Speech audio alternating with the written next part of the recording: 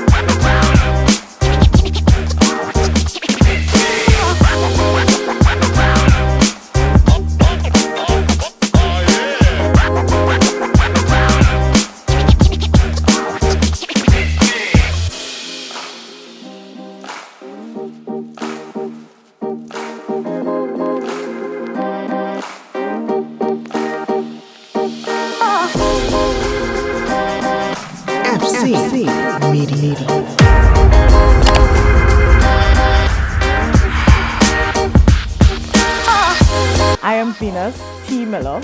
I drive a 1998 Toyota Altezza. It really wasn't a passion, it was just a way of life. Grew up in the house with my father, who was a mechanic and also a circuit racer. So it really was just a way of life. You were born into it. You didn't really have a choice as to whether or not you would like it. No, I shouldn't say that. We had a choice. But I think all of us just kind of gravitated towards it in one way or in some form or fashion. I actually started competing, or I should say participating. Back then it was solo decks. It's now autocross. I started participating then when Brandon, my son, decided to stop go-kart racing. He had decided I was sacrificing too much to have him in the sport, because as we know, it's a very expensive sport and hobby, and I just felt as though I was going through withdrawal symptoms. So I needed to do something, so I started solo decks, and then drag and wine came on board, and I just gravitated towards that, and that was just one of the most fun experiences that I've ever had. But it would have to be my dad. He was my biggest influence. My dad was Tom Miller. He's considered by most a circuit racing legend. Brandon is also a very big influence to me. I just love to see Brandon on the track. Brandon just driving in general, doing anything, I love to see it. With respect to drift, well, I would have gotten involved in drift from when I would have met Kerry. He would have introduced himself at a solo decks event, and he had actually asked for my number. And I told him, no, if my son gives you the number, then fine, you could get it. And lo and behold, Brandon just looked at Kerry and said, well, give me the keys to the chaser. And as Kerry held out the keys to the chaser, Brandon just blurted out my number, 681. And that is how our friendship really started. Hardest part of this build?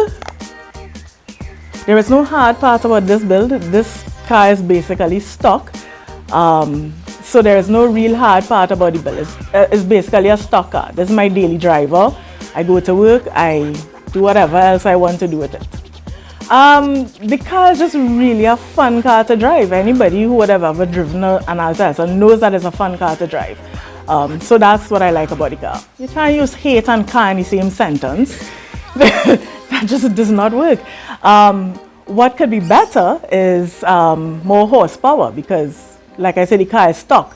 So I think this is what, like about 180, 190 horsepower. I don't even know. So more horsepower will be good. Sure. So I'm currently running a T28 turbo with a 93 back end. And when I want really high horsepower, and well, not horsepower, but real high RPM, I use the coil packs from the Suzuki 1000. No. Got it! Got it! I think I have extractors. I can't remember. I do have an OS Geiken super single clutch. Do I need it? No, I don't, but I like it. I have coilovers, and I think that's about it for the car really. You ever know anybody who's a smoker? You ever hear them talk about the first drag on that cigarette in the morning? It's like having a couple friends, you call them over and you have a real good real nice jam session, and everybody's sweating after. You know what I'm talking about, right? You know, like a musician, when they have a jam session and they play a real good music set. It is just the best feeling ever. It's just a moment of bliss. It's just pure happiness. It is my stress relief. Would be these don't work properly. People who know me well and who've been around me know that on a race day or any event is after ice it, massage it, do the full works, have the wraps on them. So these are my biggest challenge. Tandem, I don't know if anybody will be brave enough to do that with me, but if I had a choice, of course I'd want a tandem with Brandon. I think that'll be epic. Yeah, that'll be real fun to tandem with my son. Wow. Apart from him, I guess Devon. I'd really limit myself is whatever I feel like doing. So like I said, I would have started in Solo Decks, then Dragon Wine. I would have done Super Street, and Drift. I was really just a tag along, you know. I met Kerry, and I used to tag along with them, but I was the only one with a front wheel drive car. And then I saw the Altezza up for sale or trade. So I traded my Suzuki Swift Sport for the Altezza, and that's how it all started. I think it's just a very carefree feeling when you're drifting. At least for me, I don't feel as much pressure when I'm drifting as I would with circuit, and I guess it's because of who my father was. But I really just participate in all of these disciplines just for fun. Well, it's not only drifting, but motorsport in general. I think people just need to do what's best for the sport and put the egos aside.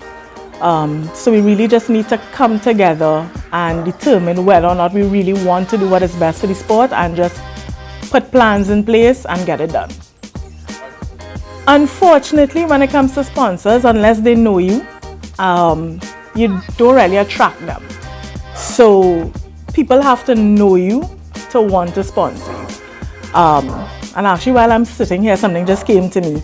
I don't know if the governing body could put together a committee of sorts, a marketing committee that can develop presentations and proposals, take it out to different companies, and show them how their brand can be aligned to motorsport, and then show them how their brand could be aligned to each of the motorsport disciplines, and take it from that aspect. So if we have a group effort, so to speak, to reach out to the sponsors, and then we can then farm out individual sponsorships from there.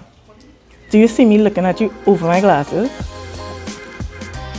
When you go to the grocery and you buy food, is that a waste of money? No. I have very often chosen between tires and groceries. Which one do you think will win? Of course, tires will win. But that was before I had my sponsor. No, it is not a waste of money. Anything that brings you joy could never be a waste of money. Just have fun. If you're interested, come out, have fun, develop your skill, and if you want to take it further, then yes, go ahead and do so. I think drifting may be the least expensive sport to get into, drifting and autocross, simply because all you need is like I said, my car is almost stock. And I participate in drift events. So I think those are the two least expensive motorsport disciplines to get into. And of course for autocross, you need just your daily driver and you're fine. Just come out and have fun. Just experience that bliss that is motorsport. Well, I haven't done anything competitive or structured for a very long time, probably about 5 or 6 years. I think we would have missed a great opportunity with Dragon Wine and Super Street to really encourage people who are interested in motorsport, because I think that was a good platform for people to start and then move forward to circuit or drag, whichever one they desire. And we would have seen that because we'd have seen a lot of people who started in Dragon Wine would have moved on to Super Street and also circuit. All right, I never really thought I had fans until a couple events when I didn't do too well, and people literally looked disappointed. And then I realized that what I see as fun, once you're out there on the track, people expect or have an expectation of you. So all I want to say is, some of us do it for fun, some of us do it to be competitive. In fact, I think the only time I really was feeling as though I needed to be competitive was when I would run against Dario with the box lancer.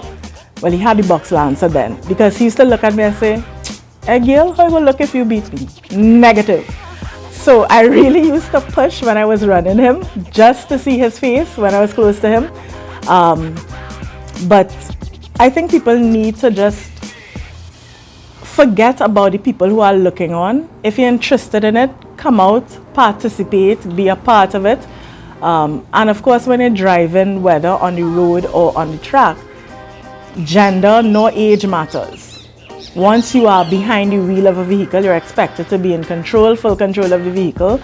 And like I said earlier, some people, once they're out there on the track, they want to see you be competitive and push. Okay, so you need to fix that sentence, because you need to put an S after moment. I have so many memorable moments with this car. The first one, and in no particular order really, the first one would have been when I was called out to do a demonstration run against another lady driver. This was at Dragonwine, and they felt, well, it was good publicity to have the lady drivers run against each other. So we did that, and the first lap, or well, the first lane, when I was in the first lane, when I got down to the cones, I tried to do a drift circle. I was now just learning to do drift circles. It didn't work out well, but I decided, you know what, I have to get this. So when I was in the next lane, I almost came to a complete stop just to make sure that I set myself up properly. And I went around and I did the drift circle, and then I realized, hey, maybe I can do 2. So I did 2 drift circles, and I think the crowd just went mad. That was the first time Brandon ever applauded for me. So I was just really ecstatic with that moment. The next one would be, when is the next one? The next one would have been a Super Street event, where after the event, usually with Super Street, you just run individually, but it is staggered. So you might have 5 cars on the track, but you're not racing against each other. You're really racing against time. With this event, at the end of it, they decided to bunch all the cars together and have a group race. So I said, no problem, I go in, because I don't like to back down. And coming through, when the race started, excitement, everybody on the line that I want to take, and I'm like, what the hell, I want to be there. So I decided to duck on the inside, and it actually worked out well for me, because I came out in front on that in that corner, and there was this black Evo, I think it was either 4 or 5. I look up in the mirror in the chicane and I see him coming, and I'm like, there is no hope. And I just heard, I was like, something happened, and I saw him pull off to the side. And I wasn't happy that he pulled off, but I was happy that he didn't pass me.